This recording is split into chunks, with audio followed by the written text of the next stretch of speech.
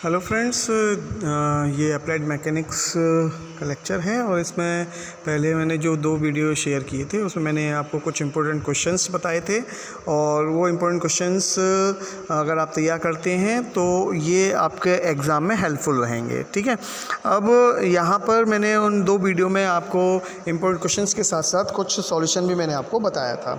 ठीक है, अब मैं उन सॉल्यूशन से आगे चलता हूँ। आगे नेक्स्ट क्वेश्चन होता है हमारा, और क्वेश्चन में था कि बलों के भौतिक स्वतंत्रता के सिद्धांत को समझाइए।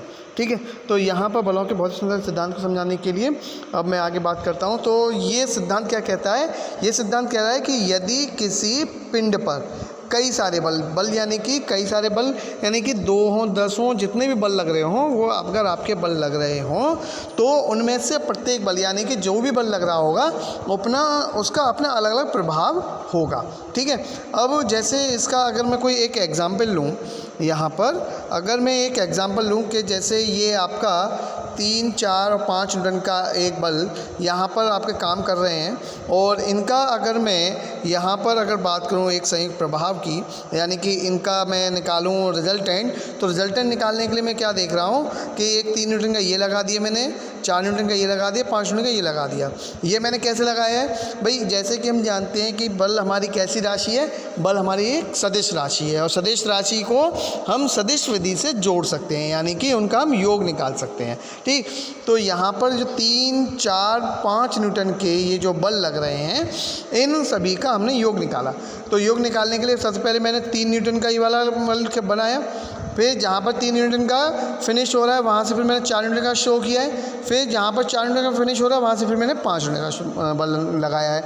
तो यहाँ पर अगर मैं देखूँ कि ये 3, 4, 5 न्यूटन के जो बल लगे हुए हैं, उन बल का जो आपका संयुक्त प्रभाव है वो कितना आया है? वो आया हमारा 0। बात सही है कि यहाँ पर हमारा संयुक्त प्रभाव कितना आया है? 0।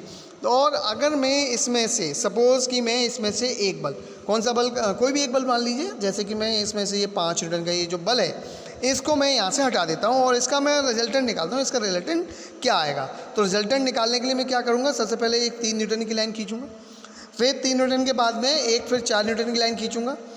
फिर क्या होगा कि इनका मुझे रिजल्टेंट निकालना है, तो रिजल्टेंट के लिए क्या करना होगा कि जहाँ से मेरा स्टार्ट हुआ है, जहाँ पे मेरा एंड हुआ है, वहाँ से वहाँ तक की लाइन ड्रॉ करनी पड़ेगी, इसको मिलाना होगा। तो मैंने इसको 3 और 4 को मैंने यहाँ से मिला दिया।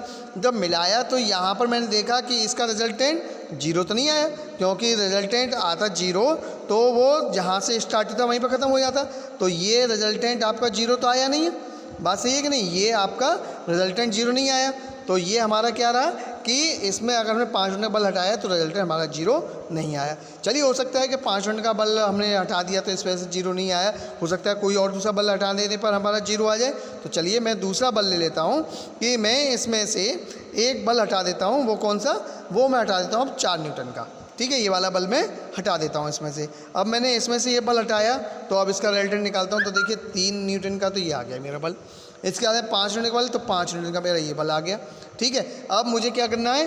अब इनका योग निकालना है। तो जहाँ से स्टार्ट हुआ था, जहाँ पर ख़त्म हुआ था, वहाँ से वहाँ तक की मैंने लाइन ड्रॉ की। तो भाई ये भी 0 नहीं आया, यानी कि 4 न्यूटन का बल हटाया तो भी 0 नहीं आया। इसका मतलब क्या है कि जब मैं इन तीनों में से अगर कोई भी एक बल हटा दूंगा तो हमारा रिजल्टेंट 0 नहीं आएगा, 0 नहीं आएगा। और इससे सिद्ध भी होता है कि हमारा भौतिक स्वतंत्र सिद्धांत जो कहता है कि प्रत्येक बल का अपना अलग अलग प्रभाव होता है। तो यहाँ से ये बात हमारी सिद्ध भी होती है और ये हमारा बलों के भौतिक स्वतंत्र सिद्धांत को प्रूफ करता है। ठीक है, अब यहाँ पर सपोज़ कि ये क्वेश्चन अगर आपका 3 नंबर में आता है तो आप कहाँ तक लिखेंगे? यहाँ तक, केवल यहाँ तक। ठीक, और अगर यही क्वेश्चन अगर 5 नंबर में आते हैं, यानी कि अगर 3 नंबर तक का अगर 1 नंबर में आए तो आप कहाँ तक लिखेंगे? यहाँ तक, बस प्रभाव होता है। और अगर 3 नंबर में आए तो यहाँ तक। ठीक, लेकिन अगर यही क्वेश्चन अगर 5 नंबर में आए तो आपको क्या बताना होगा, जो मैंने अभी आपको कुछ देर पहले बताया था कि पहले मैं एक 5 न्यूटन के बल को यानी कि इस बल को हटा देता हूँ, फिर इन 3 और 4 न्यूटन के बल से मैं यहाँ पर इनका संयुक्त प्रभाव देखता हूँ, इनका रिजल्टेंट देखता हूँ, जो क्वेश्चन नहीं आता है। और ऐसे ही फिर मैंने 4 न्यूटन के बल को हटाया था एक बार, और फिर 3 और 5 से निकाला था तो उससे भी 0 नहीं आया था। और फिर हमने लास्ट में बात कही थी कि इससे सिद्ध होता है कि बलों का अपना अलग अलग प्रभाव होता है। तो ये आपको 5 नंबर के क्वेश्चन में यहाँ तक लिखना होगा, ठीक है। इसके आगे मैं बात करता हूँ नेक्स्ट क्वेश्चन पर। नेक्स्ट क्वेश्चन है आपका बलों के स्थानांतरण का नियम। तो बलों के स्थानांतरण के नियम से, तो बलों का स्थानांतरण क्या कहता है कि बलों का स्थानांतरण का नियम कहता है कि अगर किसी दृढ़ पिंड, ये कौन सा पिंड कह रहा हूँ, दृढ़ पिंड, ध्यान रखिएगा, दृढ़ पिंड।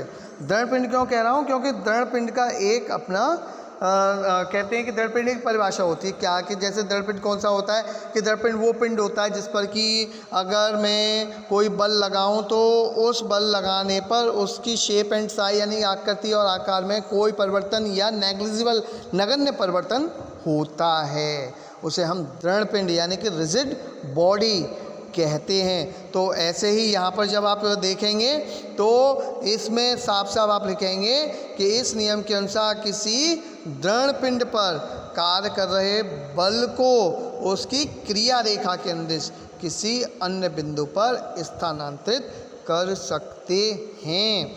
यही हमारा बलों के स्थानांतरण का नियम है। अब ये अगर आपका 1 नंबर से लेके 2 नंबर तक अगर क्वेश्चन आता है तो आप केवल यहाँ तक कर सकते हैं, यहाँ तक लिखेंगे। और अगर यही क्वेश्चन 5 नंबर में आता है, क्योंकि ये मोस्टली 5 नंबर में ही आता है, तो इसको आपको एग्जाम्पल देना पड़ेगा। तो एग्जाम्पल के लिए अब आप क्या करेंगे कि एग्जाम्पल में आप इसका एग्जाम्पल देंगे। तो कैसे देंगे कि चित्र ए में किसी बिंदु पर F बल कार्य कर रहा है और इस बल F की क्रिया रेखा के अनुदिश हमने किसी अन्य बिंदु पर ये 2 बल F लगा दी, जो कि परिमाण में तो इसके बराबर हैं, यानी कि जो पहले बल लगा हुआ था उसके बराबर है, परंतु दिशा में एक दूसरे के विपरीत हैं। हम चित्र बी में ये 2 बल लगा देते हैं, तो ये जो 2 बल हमने लगाए क्योंकि ये परिमाण में और बराबर है परंतु दिशा में विपरीत है, तो ये एक दूसरे के प्रभाव को नष्ट कर देंगे, इनका जो इफेक्ट होगा नष्ट हो जाएगा, ख़त्म हो जाएगा। तो अब हम यही कहेंगे कि जैसे इसमें ये जो बल है, इसमें ये जो हमारा बल है F, इस बल को निरस्त करता है, तो वैसे ही हम ये मानेंगे। अब हम नेक्स्ट लाइन में लिखेंगे कि वैसे ही ये जो पुराना बल लगा, पहले वाला जो बल लगा हुआ था F, ये वाला बल इस बल को निरस्त कर देगा, तो इस पर केवल आपका एक बल बचेगा। और वो बल कौन सा होगा, वो बल होगा आपका ये वाला F, ठीक है। तो ये वाला बल F बचेगा। तो इससे सिद्ध होता है कि किसी दृढ़ पिंड पर जो बल किसी बिंदु पर लग रहा था, उस बल को हम किसी अन्य बिंदु पर स्थानांतरित कर सकते हैं। ये चीज़ आपको लिखनी होगी, जैसे मैंने बोला बिल्कुल वही आपको लिखनी होगी। 5 नंबर में आएगा तब आपको ये लिखना होगा, ठीक है। तो ये है हमारे बलों के स्थानांतरण का नियम। ध्यान रखिएगा, दृढ़ पिंड जरूर लिखिएगा इसमें। अगर दृढ़ पिंड नहीं लिखा, आपने केवल पिंड लिखा, तो हो सकता है एग्जामिनर आपका 5 नंबर में अगर आपने पूरा एग्जाम्पल दिया, सब कुछ सही लिखा है, फिर भी दृढ़ पिंड नहीं लिखा, तो शायद हो सकता है आपका आधा या 1 नंबर काट ले। तो ध्यान रखिएगा इस चीज़ को, ठीक है। अब मैं आगे बात करता हूँ नेक्स्ट क्वेश्चन की, और नेक्स्ट क्वेश्चन है आपका कि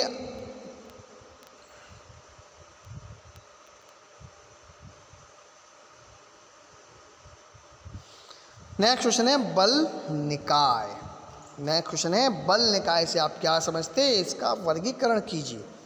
बहुत ही इंपॉर्टेंट क्वेश्चन है, बहुत ही अच्छा क्वेश्चन है, ध्यान रखिएगा इसको। तो बल निकाय को इंग्लिश में कहते हैं फोर्स सिस्टम।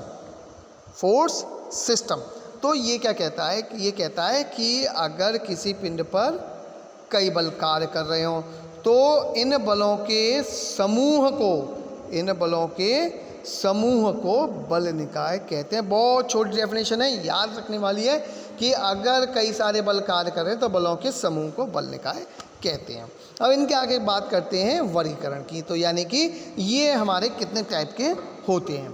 तो इसमें सबसे पहले मैं बात करता हूँ इस बल निकाय के वर्गीकरण की। तो बल निकाय मेनली जो बल निकाय होता है हमारा दो प्रकार का होता है। कैसे कि पहला इसमें होता है हमारा समतलीय बल निकाय,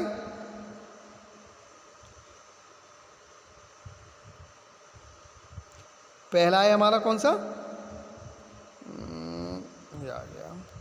समतलीय बल निकाय। और फिर इसके बाद में दूसरा है हमारा असमतलीय बल निकाय। ठीक है, समतलीय और असमतलीय बल निकाय, ये हमारे बल निकाय दो प्रकार के होते हैं। ठीक है, अब जैसा कि वर्गीकरण का मतलब ये होता है कि इसके प्रकार में और कोई प्रकार तो नहीं, यानी कि जो इसका टाइप है उसमें भी अगर कोई टाइप है तो वो आपको लिखने होंगे। ठीक है, तो जैसे अब मैं यहाँ पर बात करता हूँ कि यहाँ पर हमारा कौन सा है,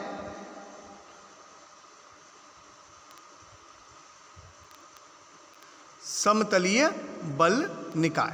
ठीक है, तो समतलीय बल निकाय, समतलीय बल निकाय में हमारा सबसे पहले आता है हमारा समतलीय संगामी बल निकाय, ये जो पहला है आपका। फिर दूसरा आता है समतलीय असंगामी बल निकाय और तीसरा है समतलीय समांतर बल निकाय। ये हमारे समतलीय बल निकाय के तीनों टाइप हैं। ठीक है, इसके बाद में ऐसे ही हमारा दूसरा है असमतलीय बल निकाय। समतलीय बल निकाय में हमारे कौन कौन से हैं, एक है हमारा असमतलीय संगामी बल निकाय, दूसरा असमतलीय असंगामी बल निकाय और तीसरा है हमारा असमतलीय समांतर बल निकाय। ये हमारे वर्गीकरण है। ठीक है, तो ये हमारा समतलीय और समतलीय बल निकाय के टाइप हो गए, कौन कौन से होते हैं। ठीक है, अब इसमें जो हम टाइप हमने जो लिया है समतलीय संगामी असंगामी समांतर, ये जैसा इनका नाम है वैसे ही इनसे हम पता कर सकते हैं क्या है, यानी कि इनकी अगर डेफिनेशन बनाने के लिए आए तो हम बना भी सकते हैं। ठीक है, जैसे अगर हम बात करें क्या, पहला है हमारा समतलीय बल निकाय। समतलीय बल निकाय क्या होता है कि ऐसा बल निकाय जिसके सभी बल एक तल में कार्य कर रहे हैं, यानी कि जैसे ये मेरा कोई एक तल है, ठीक है, और इस तल में ये मेरा एक तल है, ठीक है, और इस तल में मेरे ये कई सारे बल लग रहे हैं, यानी कि ये बल लग रहा है, ये बल लग रहा है, ये बल लग रहा है, ये बल लग रहा है। ये बल कैसे एक ही तल में कार्य कर रहे हैं, तो ये कैसे कहलाएंगे आपके समतलीय बल निकाय, यानी कि जिस एक ही तल में कार्य कर रहे बलों के समूह को क्या कहेंगे, समतलीय बल निकाय। ठीक है, अब इसमें पहला टाइप आता है समतलीय संगामी बल निकाय। देखो संगामी का मतलब होता है संगगामी, यानी कि एक ही बिंदु से जाने वाले। तो इसका अगर हम बात करें तो क्या होगा कि ऐसा बल निकाय जिसके कि सभी बल एक ही तल में कार्य कर रहे हो। और यहाँ पर मैं संगामी की बात करूँ तो संगामी भी देखना पड़ेगा कि एक ही तल में कार्य कर रहे हैं और सभी बलों की क्रिया रेखाएं एक ही बिंदु से गुजर रही हों, तो ऐसा बल निकाय क्या कहलाएगा आपका, समतलीय संगामी बल निकाय। ठीक है, अब दूसरा आता है कि समतलीय असंगामी। असंगामी का मतलब होता है कि एक ही बिंदु से ना होकर जाने वाले। तो यानी कि अब क्योंकि समतलीय का है तो पहले एक हम तल बना लेते हैं कि एक ही तल में कार्य कर रहे बलों की क्रिया रेखाएं एक ही बिंदु से ना गुजरती हैं, जैसे कि ये है, ये है, ये है, ये सब क्या है, एक ही तल में तो कार्य कर रहे हैं लेकिन इनकी क्रिया रेखाएं अलग अलग बिंदु से गुजर रही हैं, तो वो कैसे कहलाएंगे आपकी, समतलीय असंगामी बल निकाय। ठीक है, तीसरा आता है हमारा कौन सा, समतलीय समांतर बल निकाय। समतलीय समांतर बल निकाय तो समांतर है और एक ही तल में है, तो सबसे पहले मैंने एक तल बना लिया, और समांतर है तो इसमें हम क्या करेंगे, जो भी हमारे बल आएंगे वो क्या होंगे, वो एक ही तल में कार्य कर रहे होंगे। तो ये हमारा एक तल आ गया और एक तल में कार्य कर रहे ये बल, ये सब बल कैसे हैं, एक दूसरे के समांतर हैं। तो एक ही तल में परंतु एक दूसरे के समांतर हैं, तो ये कैसे कहलाएंगे हमें? समतलीय समांतर बल निकाय। सेम डेफिनेशन हमारी इस केस में बनती है असमतलीय में। असमतलीय में क्या होता है? आप क्यूब दिखाएंगे और उसमें डिफरेंट इसी टाइप से बल दिखा देंगे, तो ये उनकी डेफिनेशन हो जाएगी। ठीक है, तो इस चीज़ को आप ध्यान रखेंगे, समतलीय बल निकाय और समतलीय बल निकाय। अगर इसमें पूछा भी जाता है ये चीज क्वेश्चंस कि इनकी डेफिनेशन बताइए, तो आप उनकी डेफिनेशन भी आप इजीली बता सकते हैं। ठीक है, अब मैं आगे आगे जो बात करूँगा वो नेक्स्ट वीडियो में बात करूँगा। तो ठीक है, आप अभी अपना ये तीनों क्वेश्चंस और तैयार करें और आगे मैं आपको एक वीडियो और शेयर करूँगा। ओके फ्रेंड्स, मिलते हैं बाद में।